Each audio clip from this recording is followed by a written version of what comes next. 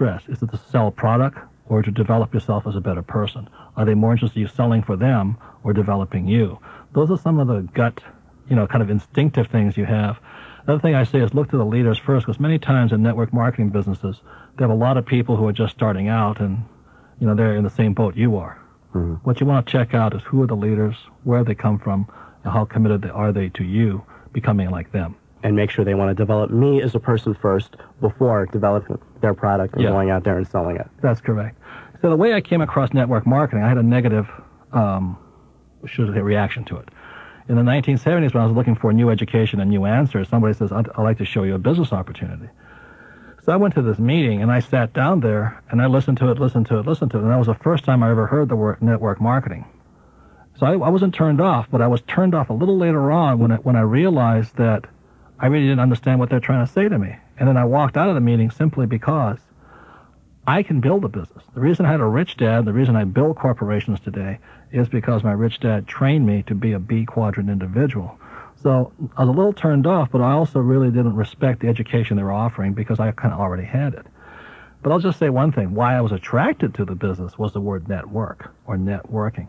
And let me just say this about that word. I talk a lot about the power of words. Words are very, very important. There's words of rich people and words of poor people. Having two dads, I realized that both dads spoke the English language, but they didn't speak the same words. My dad spoke the language or had the vocabulary of a school teacher, German, geometry, trigonometry. And my rich dad had the words of a business owner, discounted cash flow, internal rates of return, and things like this. They're different words. So my rich dad really respected the word network. What he said to me was this: the richest people in the world build networks. Everybody else looks for work. And the reason he said network was such an powerful word, you look at John D. Rockefeller, founder of Standard Oil. What he did was he built a network of refineries, distribution, as well as gas stations. That's why he was such a rich man. Again, I'll say it, for rich people, the word network is a very, very good word. So when I heard network marketing, I was turned on. You look at when they call it a television network. The richest people own networks. General Motors is a network of car dealerships. That's why they're such a powerful company. So I'll say this again. For the rich, the word network is a very powerful word. For many people who are like me at the start, kind of turned off by the word network marketing, they really don't know what they're looking at. What they do not see is they're looking at an opportunity to build one of the most powerful businesses in the world, a network marketing business. And so it is in the word.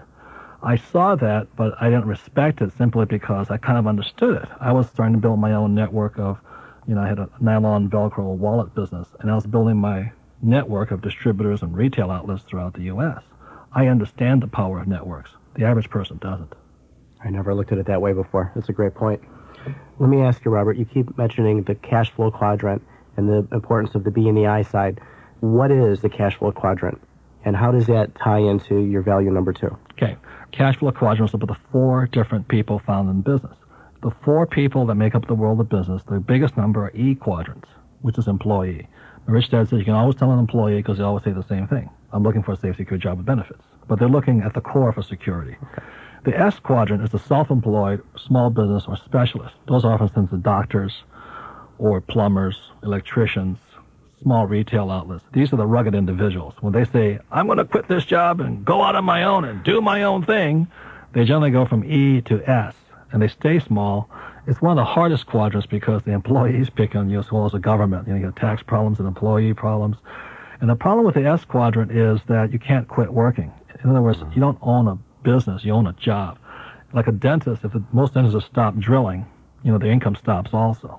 So that's why there's small business versus the B quadrant with big business. Big business are people like Bill Gates, Michael Dell, Henry Ford, John D. Rockefeller. They build networks and networks of systems. They hire smart people, and they can do more and more while working less and less. The problem with the employee side, the left side of the quadrant, and the self-employed, also on the self-employed side, is in order for them to make more money, they often have to work harder.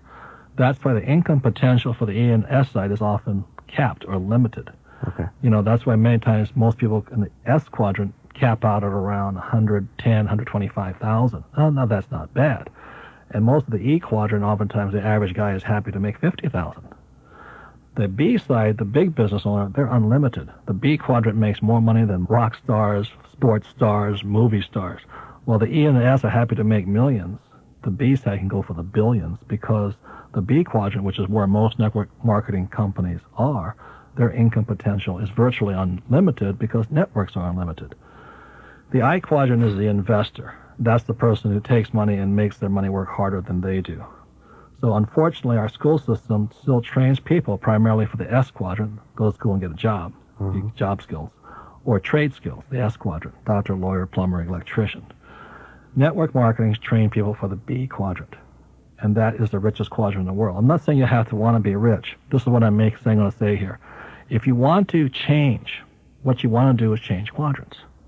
In other words, you don't want to go from job to job, which is the E quadrant, or E to S, which is my rich dad called psycho S, because you had to be Superman or a soloist, or you have to be a real star. It's hard. Like Tiger Woods is a star, not too many guys are going to beat Tiger Woods. So you said you have a better chance to be successful and rich in the B quadrant. So network marketing companies, the good ones, they have educational programs that take you from the E and the S to the B side. And as I said earlier, that's not an overnight process. It really is a change of core values, a different way of looking at things, a different context, a different paradigm.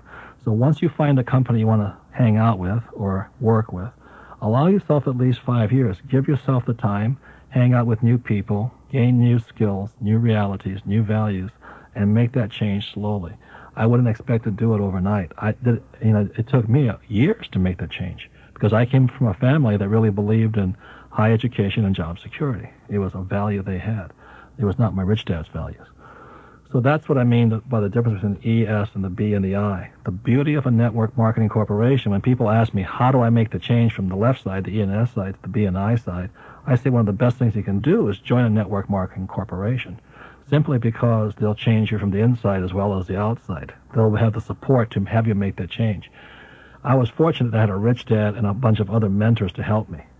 But if you don't have that right away, then join a network marketing company. Even if you don't sell anything, hang out with them, spend time with them, go to the meetings, make new friends, and change the way you think and change the way you look at the world. It changes your mindset from the E and the S side, and it helps you transition into the B side. Yeah, that's very important. So the transition is more important. The beauty of a network marketing business, if you want to make $1,000 a month, good, stop there. But you also have the potential to make billions if you want to. That is the power of network. That is the power of the word network marketing. And once you can understand it and fully grasp it in your mind, your heart, and your soul, the change will be permanent and you'll never want to go back. Which leads right into value number 3, the value of access into the B quadrant and how important it is to be in that B quadrant. Right. When people say, I want to build my own business, I think sometimes they don't know how much money it takes or how much skill it takes and how much courage it takes. The reason franchising back in the 50s and 60s became popular was because it was a low-risk, low-cost way of making that transition from E and S to B and I.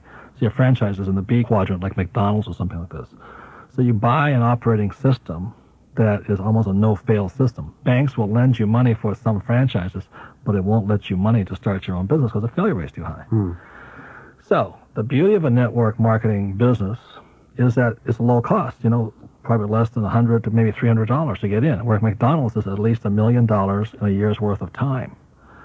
So it's a low entry way for people to get the education, and like I say, the greatest value is education, to get into that quadrant. Nightingale Conant also has great products along that line too. Your inventory of great masters and great leaders is exceptional. One of the great tape sets you guys have is The Art of Exceptional Living by Jim Rohn. Beautiful, beautiful tape set.